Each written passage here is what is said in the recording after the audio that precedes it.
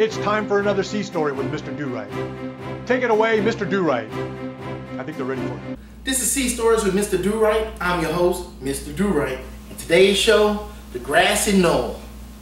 Now, we were in Scotland. Yeah, we were in Scotland. That's right.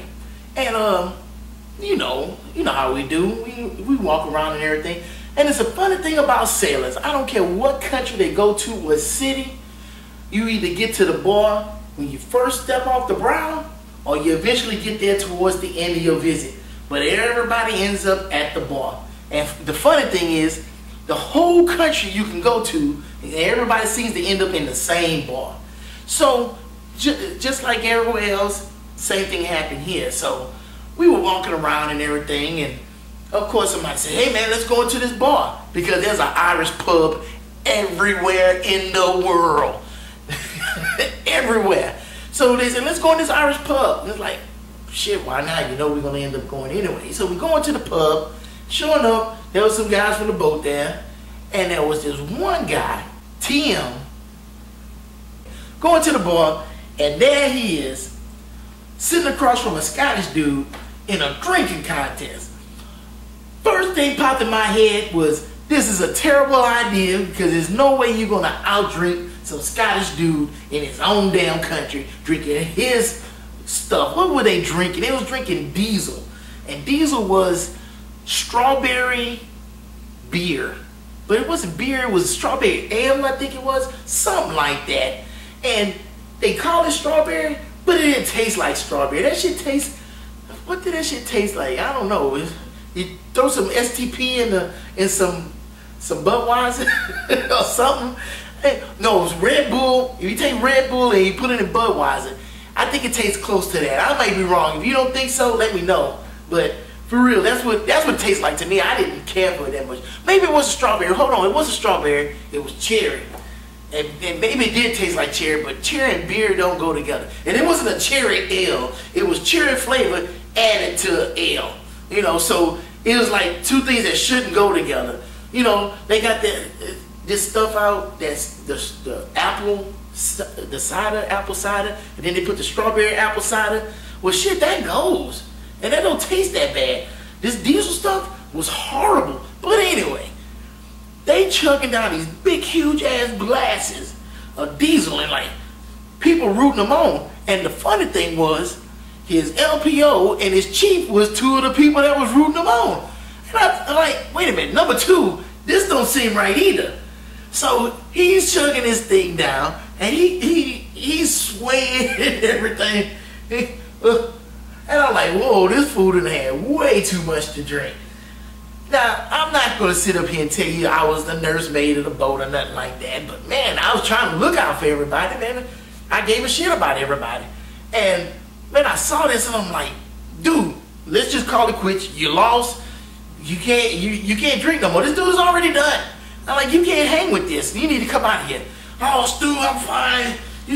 I'm going to get this dude. I'm like, yeah, you ain't finna get nothing but drunk off your ass.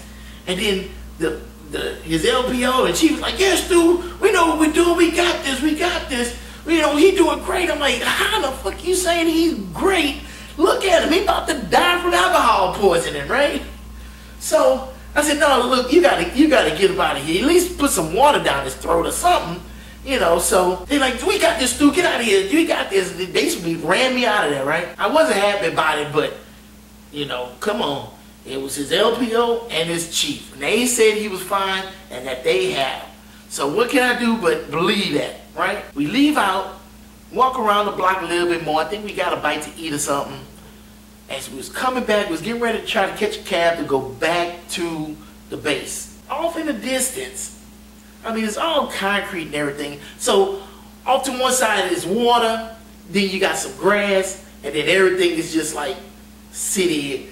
But it's not no big city. It's, you know, when you watch the movies and everything, and they got the little Hubble houses and buildings and shit like that and stuff like that. Yeah, it looked like that for real. But they had just a little piece of grass, and they had this little grassy knoll over there, you know. And on that grassy knoll, and it was nighttime, it was dark. But, you know, they got street lights and everything. And you see this dude on all fours just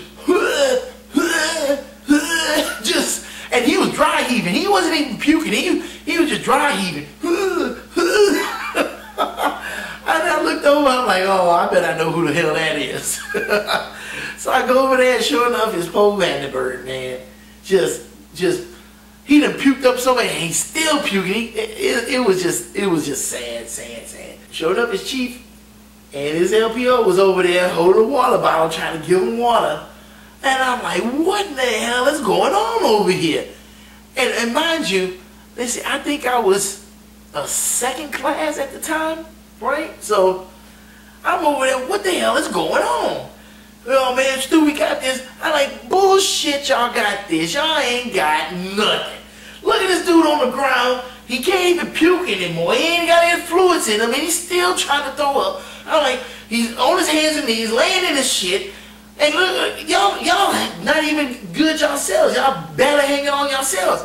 I'm like, y'all need to get to where y'all need to go, and I'm gonna take him back to the boat. You can't talk to me like that. I'm a chief in the United States Navy. And you can't talk to me like that. And I damn near lost it again. America, I am sorry. I mean, I'm a passionate person. Sometimes my, you need to shut the fuck up button doesn't work. And that night it wasn't working. And you know what? I'm not mad or not mad. Mad's the wrong word. I don't regret getting upset that night because I think it was for a worthy cause. I told you, I said, Chief, I said, God dog it. Yeah, you a chief in the United States Navy, but right now you're a drunk motherfucker. And right now you need to shut the fuck up. Go take yourself wherever you need to go take yourself. And I'm finna take this dude back to the boat. And this is the last time I'm gonna talk about it. I don't know, after that they just walked off. So I'm like, all right then, I guess we take you back to the boat. So me and another guy, and we both had, he had his arm wrapped around our necks and everything. And this dude was walking on the tops of his shoes, and you know what that means. We was dragging his ass. So we dragged him to the cab, took the cab ride, got out the cab, because the cab couldn't take us all the way to the boat. You know what I mean? It dropped us all right at the front gate. Now we had to drag this dude, I don't even know how long. I swear it was 10 miles. It probably wasn't. But it felt like 10 miles. It was probably maybe a mile, maybe a mile and a half. But that was a long mile and a half dragging dead weight. And we dragged his ass all the way there. Come on, you mother, and I cussed the whole way, you motherfucking you motherfucker. So, got him to the boat, we dumped him down the hatch, dragged him to the torpedo room and put him in his rack. And then we had to sit there and watch him to make sure he didn't, swallow his tongue or some shit? I don't know. We was watching to make sure he was alright, You do that for your shipmates because you want to make sure they're alright. But the next day you gotta give them hella shit. And boy, we was shoveling that shit to them. Like we was farm workers. Oh, what's up? How you doing? So this is Sea Stories with Mr. Durite. I'm your host, Mr. Durite, and I'm out of here. Number 3, sleep.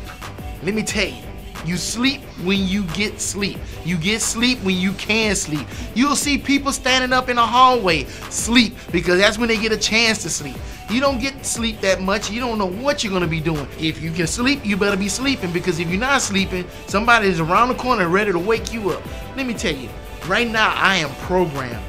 I can be at work, sitting down, looking at some boring stuff on the computer. Somebody could be talking to me, and I'm falling asleep because my mind's saying, you know what?